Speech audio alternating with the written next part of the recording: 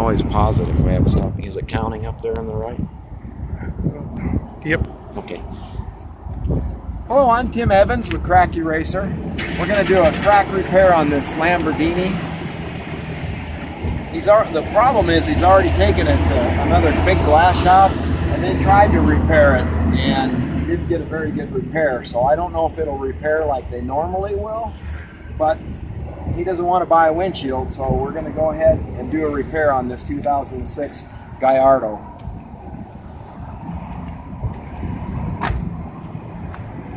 So the first thing we're going to do is we're going to drill a couple 16ths from the end of the crack.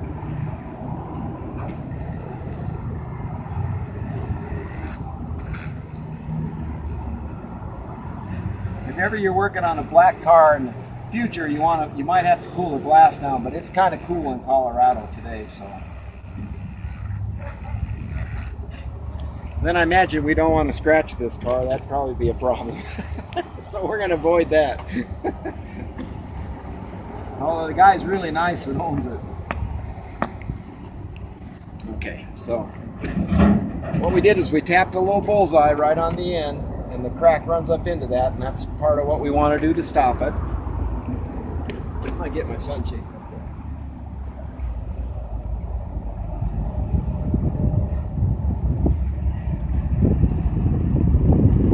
I have to keep it covered up some while we're working on it, so. We could film a little from the inside. You know what, from this part, just go ahead and jump in on the passenger side. Good at it. Then you'll be able to see.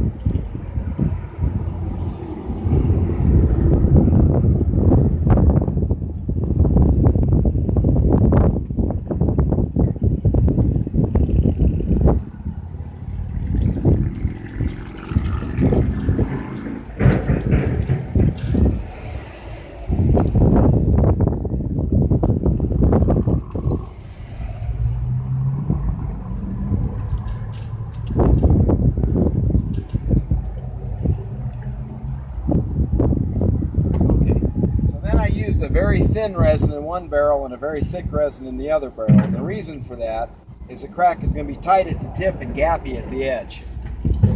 So then we're going to take our dual injector. We got to decide which side of the crack would be best to work on.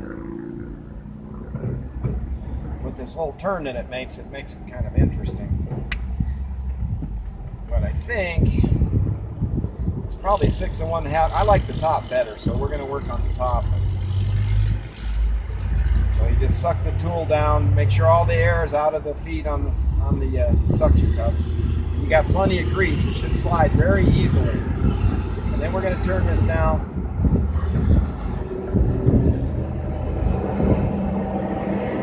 I don't think he's going to mind. I'm going to do the two-hole method. The two-hole method is much easier when you have these cracks. Flexing them from the inside, it's trickier. I did it that way for years, and it's also, you won't be able to see as well. So I'm going to do the two-hole method on this one, which means I'm going to put another hole about a 1/2 inch down, not all the way to the plastic. I've got about 15 minutes on this one, and then I'll get on yours. Thank you. And I'm going to tap it a little to make a connection.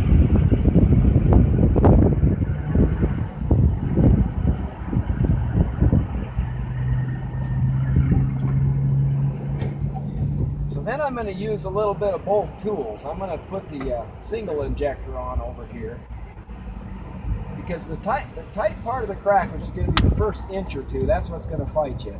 And since some other company probably put some thin resin in here, repaired it, sometimes that thin resin, it's not made to hold the gap. It's not made to bridge a gap. It's not made to be flexible. It's not a structural adhesive. It's just an adhesive where there's no gap. So using chip resin and crack will not work, except for the first inch or two at the tip. But they did the whole thing, and then when if they did do that, and I don't know exactly what they did, they can open up and look like they've never been repaired before, but there's still some of that thin resin on the wall of the crack. So as I told this customer with this Lambo, I don't know for sure how all this is going to work. And I don't know if you can see it, it's kind of noisy. You know, now the resin's moved about a 1/4 inch down. What I'm hoping is it goes down to this second hole, and then I can slide the tool down to that. And then we can get into the part that's got a gap in here, and then we can get that to go from there with the dual injector. Like I said, you can use a thin resin for the first couple inches, but then as it starts to open up, you've got to start blending in a thicker resin. The beauty of the dual injector is it's blending resin as it goes. I have, like I said, a very thin one in one barrel and a really thick one in the second barrel. And it's blending and mixing, so it's changing viscosities as it goes. And so far, this is repairing kind of like a normal repair. So I'm pretty happy at this point. So if I didn't do this 2-hole method, I'd have to flex from the inside, but that gets tricky. Some people spread them.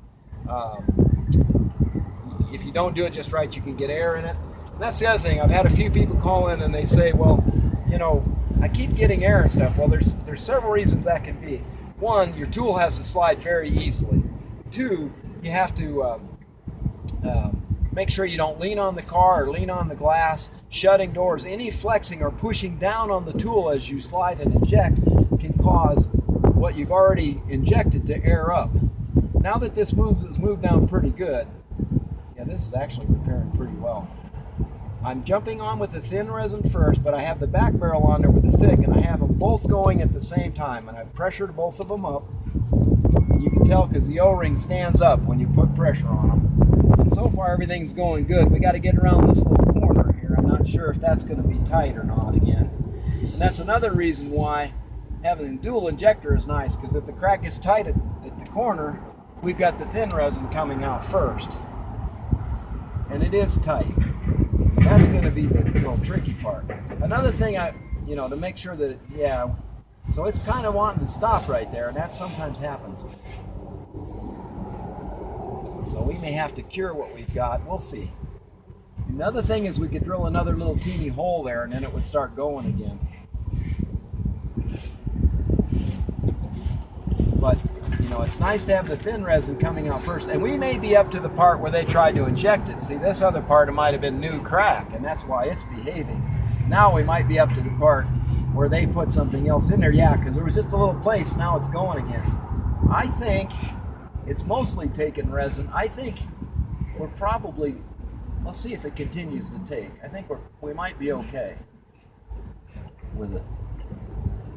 Anytime somebody's worked on one, that's always changes it, Yeah, it's taken pretty good. Yeah, I think we're okay, so we're going to continue on with what we got. Now we're down into the part that should be fairly gappy.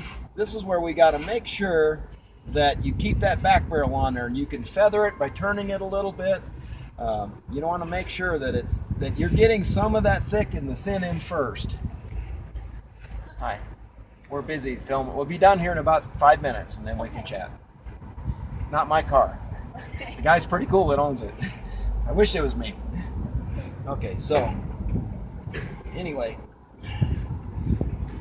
Okay, so yeah, whenever you're doing a Lamborghini, everybody stops. It's like, oh my God, they jump out of their car while the car's still going to look at it. Crack me up. Why don't we have one of these? We should have one like this. That's my silent cameraman. It was actually somebody that I'm training that does dash restoration and stuff like that for Dr. Vinyl, and they want to add. Yeah, you can't say that. Okay.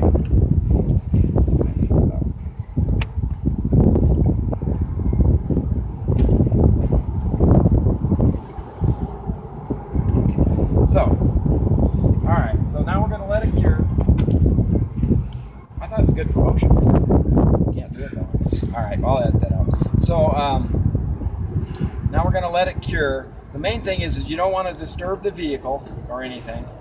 want to make sure that you give it a good chance to cure. If you're really careful, you can take the tool off, but you don't want to push down or anything on the windshield, because you could cause air up all this nice work that we just did.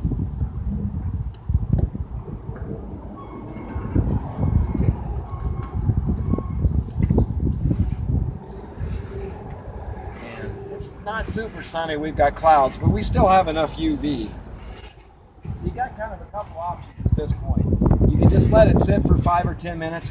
If you don't push on the glass, you can take a razor blade and just start taking some of this extra grease off there. But don't push down.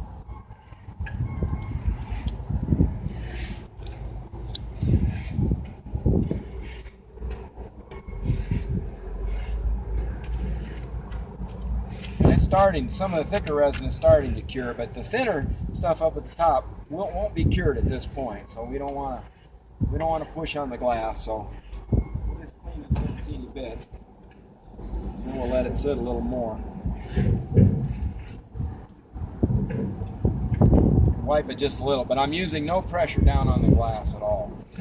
All right.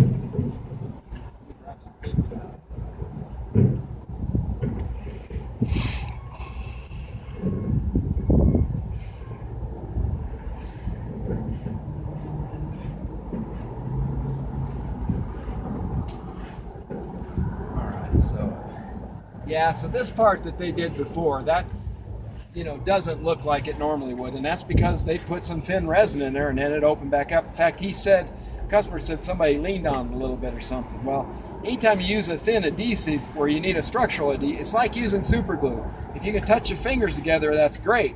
What if you have a slight gap? It's no good. You got to use a structural adhesive, something like JB Weld, that's a very thick paste. But the problem with cracks is you have very tight at the tip where you can use something thin like super glue, but then when it starts opening up, you got to start blending in something thicker, and you also need wetting. You need to wet the crack as you go, because if you look at through a microscope, it's got little valleys and fissures. It's not smooth. So you really got to have like a very thin resin that gets thicker and thicker and thicker and thicker and thicker till super thick at the edge, plus that wetting. So you want the thin coming out first. Maybe there's a little leg off the impact point. You want to fill that in. Maybe the crack gets tight. You need the thin resin there. So basically, you've got to match the resin to the gap in the crack. It's just like motor oils and stuff. They're pretty specific.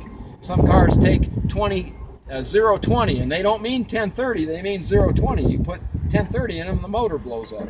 It's kind of the same thing. You don't put motor oil in your rear end. You use 7140 or something, or 90 weight, oil. So you have to get the right chemical, and the only way to do that is to put two of them at the same time, because the crack is changing its gap as you go, and to inject at the same time alongside the crack. And that's what the crack eraser method is. And I think this guy will be fairly happy, even though he could probably obviously afford a windshield with his Lambo. But he wasn't happy with the other shop he took it to, because they didn't help him. It's unfortunate, because we would have got a better repair had they not messed with it. But it is what it is, and we're still going to try to help you if we can. Now we're going to pit fill these two new batteries.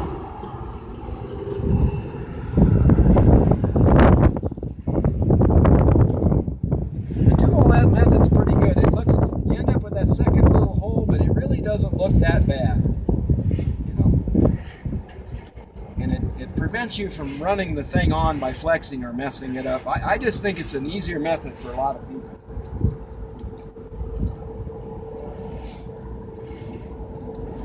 I need to tell him that it needs to be wind tested, corner tested, shear tested. Do you think he'd go for that? Yep. Through the weekend, up in the mountains. That'd be perfect. Curvy roads. Probably not going to buy it.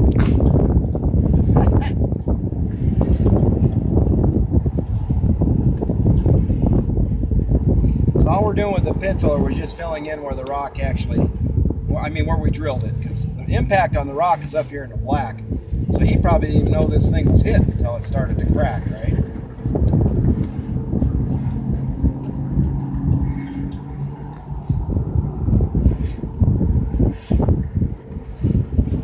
Anyway, I was kind of hoping to film him a little and talk to him, but I don't know who he is. Maybe he doesn't want to be on social media.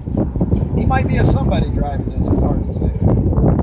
This is the guy guy that's done very well for himself. So anyway, I'm gonna take that. I think you probably got it pretty good. You can go ahead and talk to me. I got now access that in a Gallardo. So this is Tim Evans with Crack Eraser. If you need more information, you can reach me on the web at crackeraser.com, or you can give me a call at 719-331-5966. We provide windshield repair technology to repair chips and cracks with training and insurance billing training. Pretty much anything you need to start a windshield repair business, we should be able to help you with. Again, I'm Tim Evans with Crack Eraser. Thank you.